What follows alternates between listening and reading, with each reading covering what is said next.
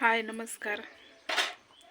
जेटात एक कमेंट वाचल्या, खूप छान अशा कमेंट आल्या. ते तर नेहमी कमेंट तुम्ही तर बघतच असाल. बाणूबाळा आणि देत राहा, स्वामी समर्थ तुझ्या पाठीशी आहे. तर हो, स्वामी समर्थ तर आहेच पाठीशी. पण त्यात अजून एक कमेंट अशी आहे की ताई बानूला भेटायला आम्ही येऊ शकतो का? हो का दादा, बानू जशी माझी मुलगी आहे तशी तुमची पण भाची आहे, बरोबर? तर तुम्ही भाचीला यासाठी मला विचारू शकत नाही. भाचीला मामा भेटायला येतोच, नक्कीच या. तुम्हाला पत्ता माहिती असेल तर नक्की या, आसपास कुठे असेल तर नक्की या. असं काही नाही की म्हणजे मी दुसऱ्यासारखी नाही आहे. आणि तुम्ही जे मामा येते बानूला भेटायला, ते तुम्ही पहिले असे असतील की बानूला भेटायला आलेले. आणि तसं माझं पण लय वाटतं की नाही का, आपल्याला भेटायला माणसं यावं, बानूला बघायला माणसं यावं, काहीतरी हिला चालू होईन, काहीतरी सांगते आणि इथं चांगलं आहे तिथं चांगलं आहे असं.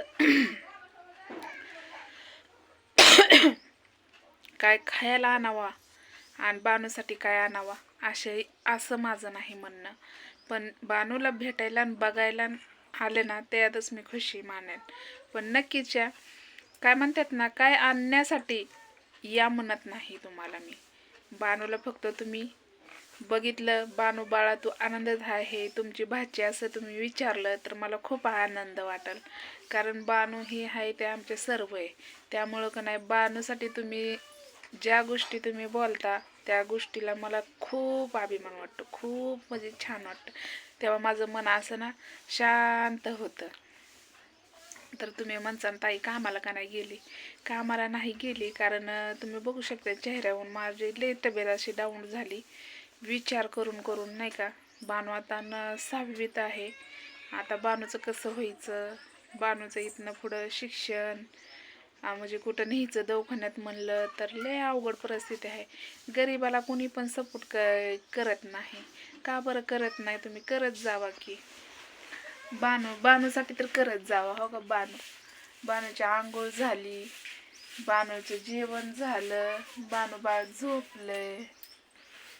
तका तका हात कशी लावते, आयु करते. अगं बाया, लाईक करा म्हणा मामा.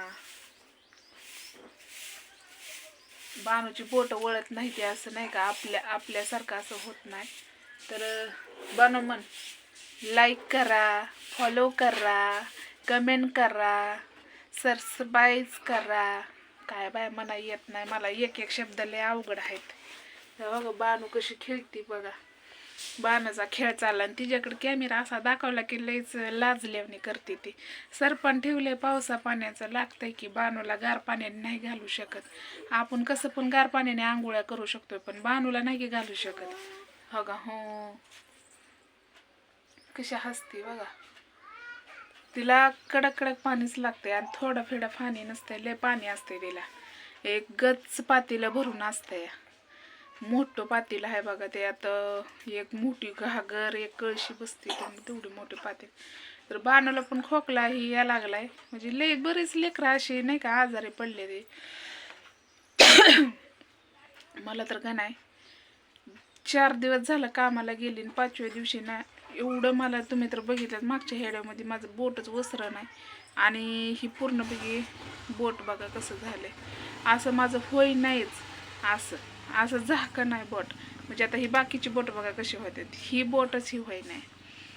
लय म्हणजे कसं असतं माहिती आहे का, कष्ट हे करावंच लागतं प्रत्येकाला. कष्टाशिवाय मार्ग नसतो, कष्ट केल्याशिवाय खायला मुभा नसते. म्हणजे कष्ट केलं तरच आपण 4 घास आनंदाचं खातोय, पण कष्ट हे करावंच लागते. आता माझ्या मागं एकलीच्या मागच आहे सगळं, आणि मला एकलीलाच हँडल करायचं आहे. कितीही आजारी पडलं की, आणि मी कितीही आजारी पडलं ना, मी माझ्या अंगावर अशीच घालवते, असंच दुखणं मी घालवते.